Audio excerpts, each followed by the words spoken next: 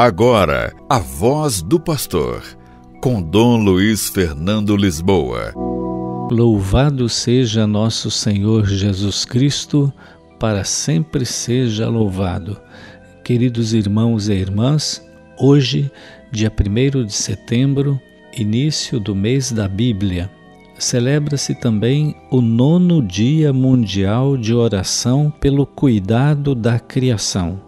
Até o dia 4 de outubro, a pedido do Papa Francisco, celebra-se o Tempo da Criação. Todos nós devemos estar voltados para esse tema do cuidado com a criação. Neste mês, nós faremos na Diocese uma grande romaria das águas e da terra, que depois nós vamos falar aqui nesse espaço. Mas o cuidado com a criação, uma celebração do Dia Mundial de Oração pelo Cuidado da Criação. Eu vou trazer aqui parte da mensagem de Sua Santidade o Papa Francisco para esse dia. Queridos irmãos e irmãs, que jorrem a justiça e a paz. É neste ano o tema do tempo ecumênico da criação, inspirado pelas palavras do profeta Amós.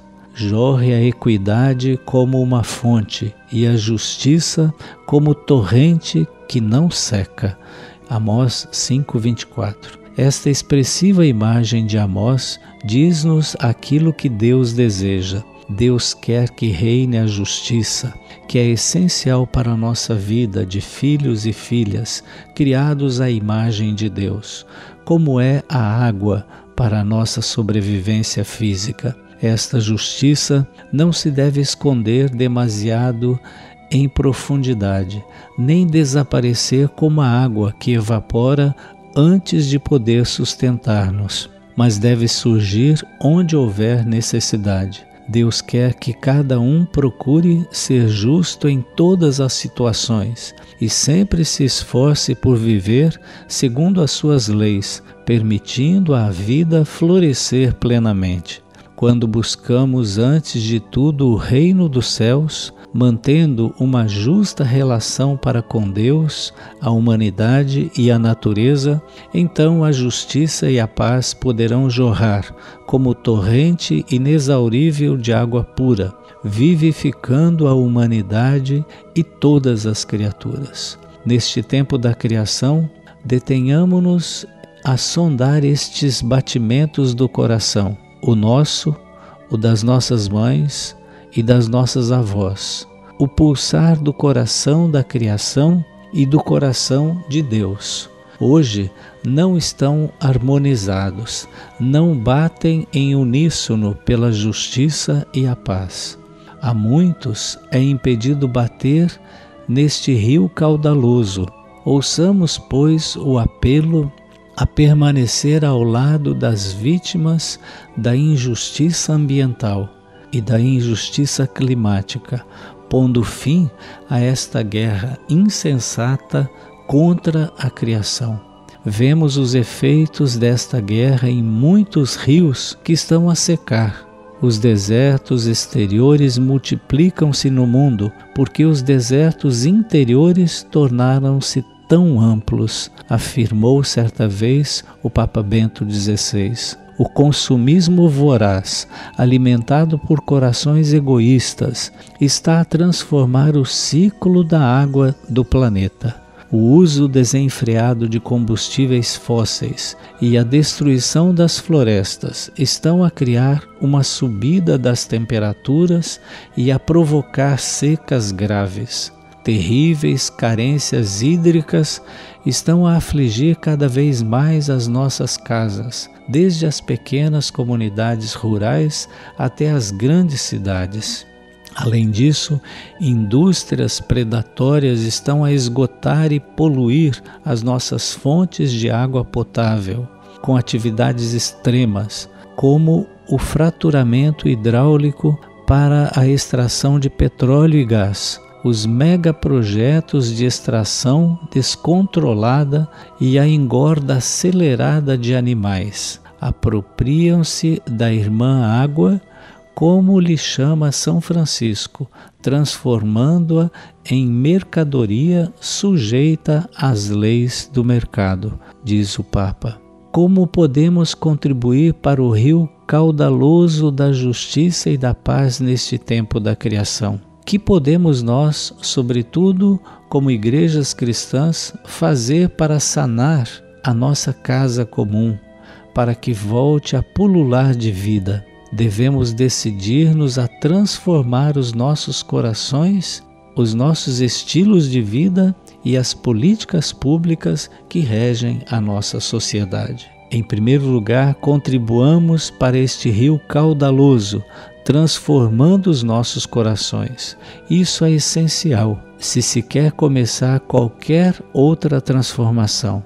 É a conversão ecológica que São João Paulo II nos exortava a realizar, a renovação do nosso relacionamento com a criação, de modo que já não a consideremos como objeto a explorar, mas ao contrário, guardemo-la como um sacro dom do Criador.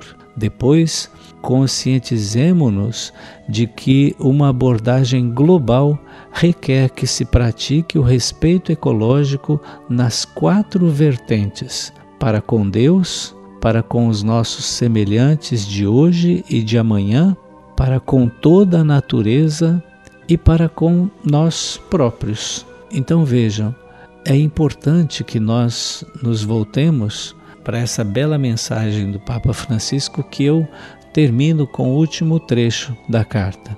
Em julho de 2022, no Canadá, recordei o Mar da Galileia, onde Jesus curou e consolou tanta gente e proclamou uma revolução de amor. Soube que também o Lago de Santana é um lugar de cura, consolação e amor, um lugar que nos recorda que a fraternidade é verdadeira, se une os distantes, que a mensagem de unidade que o céu envia à terra não teme as diferenças e convida-nos à comunhão das diferenças, a recomeçar juntos, porque todos somos peregrinos a caminho.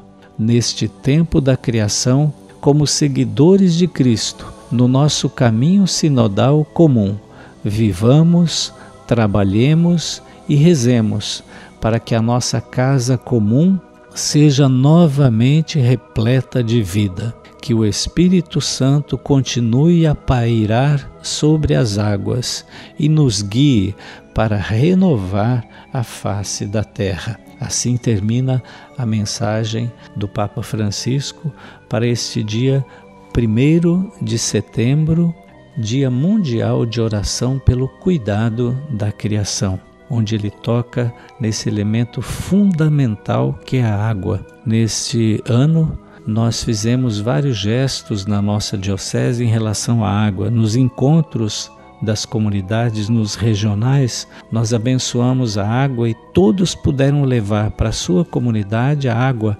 abençoada, para levar nos mananciais, nos rios da sua comunidade, porque essa decisão de cuidar da água, de não poluir as águas, é uma decisão que todos nós devemos tomar, porque sem água nós não vivemos. Nós precisamos da água, nós precisamos de toda a criação das matas para preservar a nossa casa comum, para preservar a nossa própria humanidade. Nós somos água, o nosso planeta é não apenas terra, mas também água. Nós precisamos da água para viver. Ajudemos a cuidar da água, não desperdicemos água. É a melhor maneira de vivermos esse Dia Mundial de Oração pelo cuidado da criação.